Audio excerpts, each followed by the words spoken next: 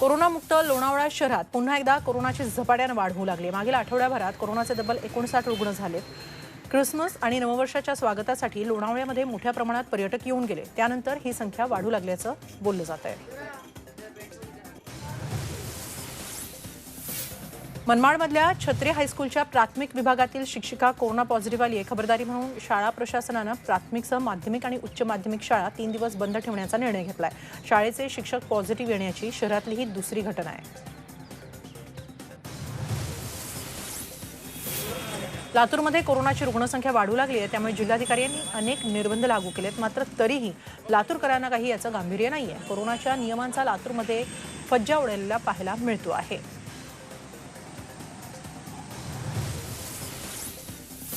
सातारा शहरातील पोवई नाक्यावर वाहतूक पोलिसांनी विनामास्क फिरणाऱ्यांवर कारवाईला सुरुवात केली। मास्क न घालता वाहन चालवणाऱ्यांना 500 रुपयांचा दंड आकारला जातोय, तर दंड न भरणाऱ्यांची वाहनं जप्त केली जात आहेत। जिल्ह्यात कोरोना रुग्णांची संख्या झपाट्याने वाढत चालल्यामुळे जिल्हा प्रशासनानं कठोर पावलं उचलायला सुरुवात केली आहे। रुग्णांच्या उपचारासाठी सांगलीमध्ये सरकारी आणि खासगी रुग्णालयांमध्ये 5200 बेड्स तयार ठेवण्यात आलेले आहेत। यामध्ये 1200 आयसीयूचे बेड, 3500 ऑक्सिजनचे बेड आणि 500 हे सर्वसाधारण बेड्स उपलब्ध आहेत। सांगलीमध्ये गेल्या 3 दिवसात 134 जणांना कोरोनाची लागण झाली आहे। टीईटी परीक्षा घोटाळ्यातील आरोपींना कोरोनाची लागण झाली। कोठडीत असलेले तुकाराम सुपे, शिवकुमार, अश्विन कुमार, आशुतोष शर्मा, निशित गायकवाड, राहुल लिघोट यांचे कोरोना अहवाल पॉझिटिव्ह आलेत। याशिवाय सायबर सेलच्या उपायुक्त भाग्यश्री नवटक्के यांच्यासह एकूण 11 अधिकारी कर्मचाऱ्यांनाही कोरोनाची लागण झाली आहे। या सगळ्यांना सौम्य लक्षणं आहेत।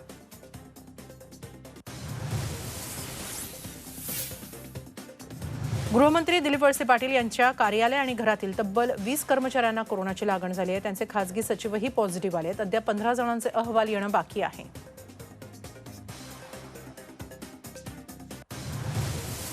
अन्न व नागरी पुरवठा मंत्री छगन भुजबळ यांच्याही कार्यालयातील 22 कर्मचारी कोरोनाच्या विळख्यात आले आहेत। राज्यातील अनेक मंत्री आणि आमदारांपाठोपाठ आता त्यांचे कर्मचारी मोठ्या प्रमाणात कोरोनाच्या विळख्यात अडकून चालल्यामुळे चिंतेत भर पडली आहे।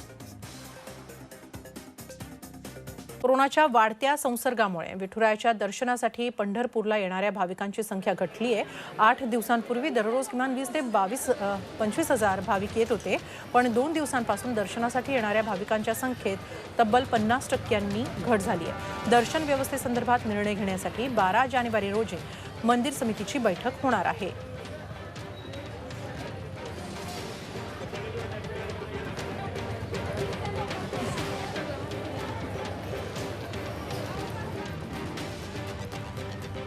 राज्यातील अनेक देवस्थानांमध्ये पुन्हा एकदा निर्बंध कडक करण्यात येत आहेत। रोजचे रुग्ण वाढ पाहता सध्या अनेक देवस्थानांमध्ये दर्शनासाठीचे नियम कडक करण्यात येत आहेत। राज्यात कोरोना संसर्ग वाढत असताना कदाचित पुन्हा श्री विठ्ठल रुक्मिणी मुखदर्शन ऑनलाईन करावं लागेल असे संकेत विधी आणि न्याय राज्यमंत्री अदिती तटकरे यांनी दिले। त्यांनी पंढरपूर इथं जाऊन विठुरायाचं दर्शन घेतलं, त्यावेळी त्या बोलत होत्या।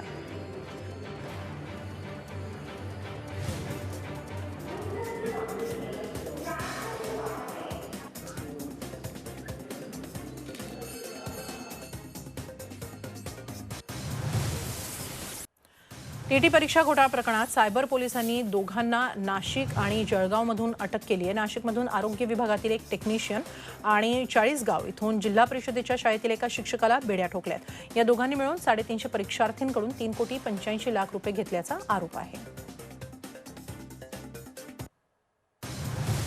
पुणे जिल्ह्याच्या राजगुरुनगर इथं 47 वर्षीय मुलानं आपल्या 86 वर्षीय वडिलांची हत्या केली आहे। वडील दुसरं लग्न करणार असल्याच्या रागातून त्यानं हे पाऊल उचललं। शंकर बोराडे यांनी वधूवर सूचक मंडळात नाव नोंदवलं होतं। वडिलांनी दुसरं लग्न केलं तर बदनामी होईल आणि मालमत्तेत हिस्सेदार होईल असं वाटल्यानं मुलगा शेखरनं त्यांची हत्या केली।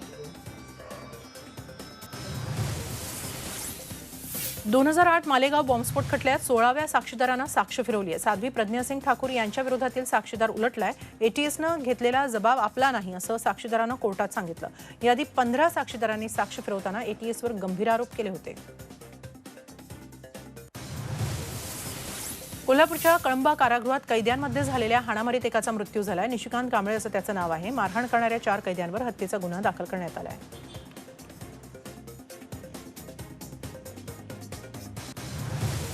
जळगाव शहरातील मेहरुण परिसरात तांब्या पितळाच्या भांड्यांना पॉलिश करून देण्याच्या नावाखाली नागरिकांना लुबाडलं जाते। 45 वर्षांच्या संगीता सोनवणे यांना याचा अनुभव आलाय। 2 अज्ञातांनी दागिने पॉलिश करून देतो असं सांगितलं, घरातून हळद आणायला सांगितलं आणि दागिने घेऊन पोबारा केला। सीसीटीव्हीच्या आधारे आता तपास सुरू आहे। येवल्यामध्ये स्थानिक गुन्हे शाखा आणि शहर पोलिसांनी धडक कारवाई करत 300 नायलॉन मांजांचं बंडल जप्त केलंय। याची किंमत 1,50,000 इतकी आहे। दरम्यान मांजा विक्री करणाऱ्या तिघांना ताब्यात घेण्यात आलंय। चांदवडमध्ये परीक्षा शुल्क भरलं नाही म्हणून मुलाला डांबून ठेवल्याचा प्रकार समोर आलाय। श्री नेमिनाथ जैन संस्थेच्या डीएम भन्साळी इंग्लिश मीडियम स्कूलमध्ये ही घटना घडली। या प्रकरणी उपमुख्याध्यापकावर गुन्हा दाखल करण्यात आलाय। परीक्षा शुल्क न भरल्यानं पेपर हिसकावून घेत पेपर संपेपर्यंत विद्यार्थ्याला डांबून ठेवण्यात आलं। नाशिक जिल्ह्यातील सिन्नरमध्ये युवतीचा संशयास्पद मृत्यू झाल्याप्रकरणी नाशिक पुणे महामार्गावर रास्ता रोको करण्यात आला। संजीवनी नगर भागातील 25 वर्षीय युवतीनं आत्महत्या केली नसून तिचा खून करण्यात आल्याचा आरोप होतोय। चौकशीची मागणी करत आज सर्वपक्षीय आंदोलन करण्यात आलं।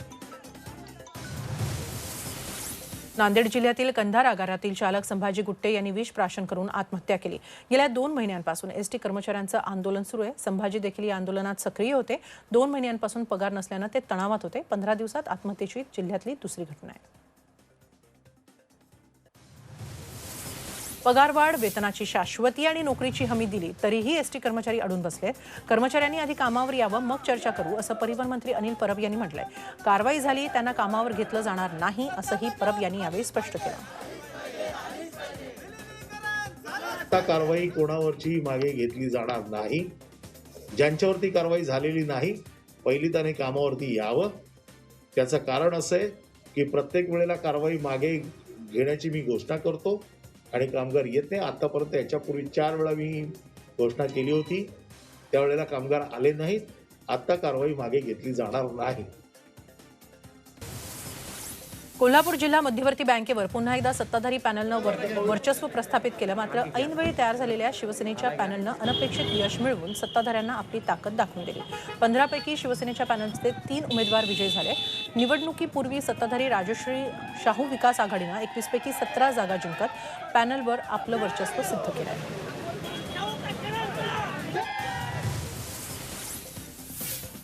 कोल्हापूर जिल्हा मध्यवर्ती बँक निवडणुकीत मतदारांनी मतपेटीत मतपत्रिकेसोबत चिठ्ठ्या आणि पैसे टाकल्याचं आढळून आलं। उमेदवार राजकारणी निवडणुकीनंतर एकत्र येणार असल्याचा टोला या पत्रातून मतदारांनी मारलाय।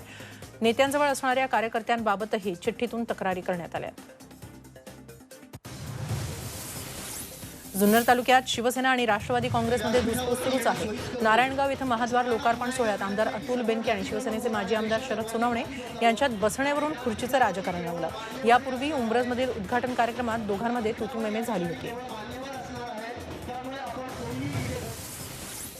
यवतमाळच्या उमरखेडमध्ये छत्रपती शिवाजी महाराजांचा अश्वारूढ पुतळा उभारण्यावरून राजकीय वातावरण तापलंय। पुतळा आणला जात असताना हिंगोली जिल्ह्यात पोलिसांनी वाहन अडवलं। यावेळी भाजपा आमदारांच्या उपस्थितीत पोलिसांबरोबर वाद झाला। वादाचा व्हिडिओ व्हायरल केल्यानं या प्रकरणी गुन्हा दाखल करण्यात आलाय। एफआरपीपेक्षा अधिक ऊस दर देणाऱ्या साखर कारखान्यांना फरकाच्या रकमेवरील सुमारे 9.5 कोटींचा प्राप्तिकर केंद्र सरकारनं रद्द केलाय। अशा साखर कारखान्यांना प्राप्तिकर विभागानं नोटिसा पाठवल्या होत्या। या प्रश्नी विरोधी पक्षनेते देवेंद्र फडणवीस यांनी केंद्र सरकारकडे पाठपुरावा केला होता। सीबीडीटीच्या ऐतिहासिक निर्णयाबद्दल स्वाभिमानी शेतकरी संघटनेचे नेते राजू शेट्टी यांनी पंतप्रधान आणि केंद्रीय सहकार मंत्र्यांचे आभार मानलेत। निर्णयामुळे ऊस उत्पादक शेतकऱ्यांना यापुढे एफआरपीपेक्षा जादा दर मिळण्यास मदत होईल। हेच धोरण शेतकरी उत्पादक कंपन्यांनाही लागू करण्याची मागणी शेट्टींनी केली आहे। मावळातील ऊस उत्पादक शेतकरी अडचणीत सापडलाय। साखर कारखान्यांनी अद्याप ऊस तोडणीच्या अपुऱ्या व्यवस्थेवर उपाययोजना केलेली नाही। त्यामुळे केवळ 10%च ऊसतोड झाली आहे। शेकडो शेतकऱ्यांच्या शेतातला ऊस अजूनही उभाच आहे। तोडणी उशिरा झाली तर पुढच्या हंगामाचा पीक वाढीसाठी कमी कालावधी मिळेल अशी भीती आहे। बुलढाण्यात अतिवृष्टीमुळे झालेल्या नुकसानीची भरपाई दिली जात नसल्याचा आरोप करत विमा कंपनीविरोधात स्वाभिमानी शेतकरी संघटनेनं निदर्शनं केली। शासनानं शेतकऱ्यांच्या बांधावर जाऊन नुकसानीची पाहणी करत पंचनामे केले होते, त्याकडे कंपन्यांनी डोळेझाक केल्याचं संघटनेचं म्हणणं आहे। भंडारा जिल्ह्याच्या मोहाडी तालुक्यातील करडी इथल्या आधारभूत धान खरेदी केंद्रावर शेतकऱ्यांच्या फसवणुकीचा प्रकार उघड झाला. धान मोजमाप करत असताना 2 किलो मागे 100 ग्रॅम धान चोरी होत असल्याचं बोरीमधल्या शेतकऱ्याच्या लक्षात आलं. पोलिसांनी वजनमाप काटे जप्त केले. केंद्र मालकावर कायदेशीर कारवाईची मागणी शेतकरी करतायत. आधी अवकाळी पाऊस आणि आता सततचं ढगाळ हवामान, धुकं यामुळे कांदा उत्पादक शेतकरी हवालदिल झालाय. लाखो रुपये खर्च करून शेतात लावलेला कांदा शेतातच खराब झालाय.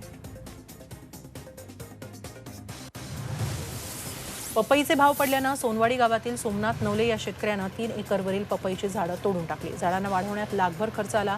मात्र बाजारात पपईला अवघा 18,000चा भाव मिळाला. त्यामुळे वैतागलेल्या शेतकऱ्यांना बागेवर ट्रॅक्टर फिरवला. वादळी वाऱ्यासह पाऊस आणि गारपिटीनं धुळे आणि नंदुरबार जिल्ह्यांना झोडपून काढलं. शिरपूर आणि साक्री तालुक्याला सर्वाधिक फटका बसलाय. शिरपूरमध्ये प्रचंड गारपीट झाली आहे तर साक्री तालुक्यात मुसळधार पावसामुळे पिकं जमीनदोस्त झाली आहेत. गहू, हरभरा, कांदा पिकांचं नुकसान झालंय. फळबागाही उद्ध्वस्त झाल्या आहेत. राज्यात पुन्हा एकदा गारपिटीचा इशारा देण्यात आलाय. 10 जानेवारीपर्यंत काही भागात ढगांच्या गडगडाट, विजांच्या कडकडाटासह हलका पाऊस होण्याची शक्यता आहे. 9 जानेवारीला विदर्भात काही ठिकाणी गारपिटीची शक्यता आहे असा इशारा हवामान विभागाचे उपमहासंचालक कृष्णानंद हुसाळीकर यांनी दिला आहे. गोंदियातील बिरसी विमानतळाला अखेर मुहूर्त मिळालाय. जानेवारी अखेरीस तिथून विमानसेवा सुरू होण्याची शक्यता आहे. फ्लायबिगचे विभागीय प्रमुख रतन आंबोरेंनी या विमानतळाची पाहणी केली. त्यानंतर विमानतळावरून इंदोर, गोंदिया, हैदराबाद, नंतर रायपूर, गोंदिया, पुणे, गोवा विमानसेवेला सुरुवात करण्याची बाबत विचार झालाय. भंडारा जिल्ह्यातील तलावांकडे झालेल्या दुर्लक्षामुळे त्यात मोठ्या प्रमाणात गाळ साचलाय. जिल्ह्यातील अनेक लघुसिंचन तलाव, मालगुजारी तलाव, पाझर तलाव नामशेष होण्याच्या मार्गावर आहेत. काही ठिकाणी तलाव क्षेत्रात अतिक्रमणं झाली आहेत. प्रशासनानं याकडे वेळीच लक्ष देण्याची गरज व्यक्त होतीये. भोरच्या शिवाजी विद्यालयात अटल टिंकरिंग लॅबचं उद्घाटन करण्यात आलं. नीती आयोगाच्या अटल इनोव्हेशन मिशन अंतर्गत ही लॅब सुरू करण्यात आली आहे. विद्यार्थ्यांमध्ये वैज्ञानिक दृष्टिकोन निर्माण व्हावा या उपक्रमामागील उद्देश आहे. राज्यातील 116 शाळांमध्ये अशा लॅब सुरू करण्यात येत आहेत. 1 तीळ 7 जणांनी वाटून खावं असं म्हणतात. यवतमाळच्या एका तरुणानं तर एका तिळाचे 100 तुकडे केले. पुसद इथं राहणारे अभिषेक रुद्रवार याच्या या विक्रमाची नोंद इंडिया बुक ऑफ रेकॉर्डमध्ये झाली आहे. अभिषेकनं ब्लेडनं 16 मिनिटं 20 सेकंदात तिळाचे 100 तुकडे केले. त्यावर इंग्रजी अक्षरं आणि अंकही लिहिले.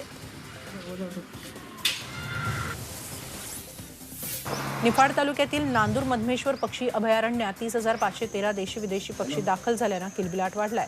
60 ठिकाणी करण्यात आलेल्या पक्षी प्रगणनेत गवताळ भागातील पक्षी, पाणपक्षी, झाडावरील पक्षी अशा एकूण 30,513 पक्ष्यांचं आगमन झाल्याची नोंद आहे.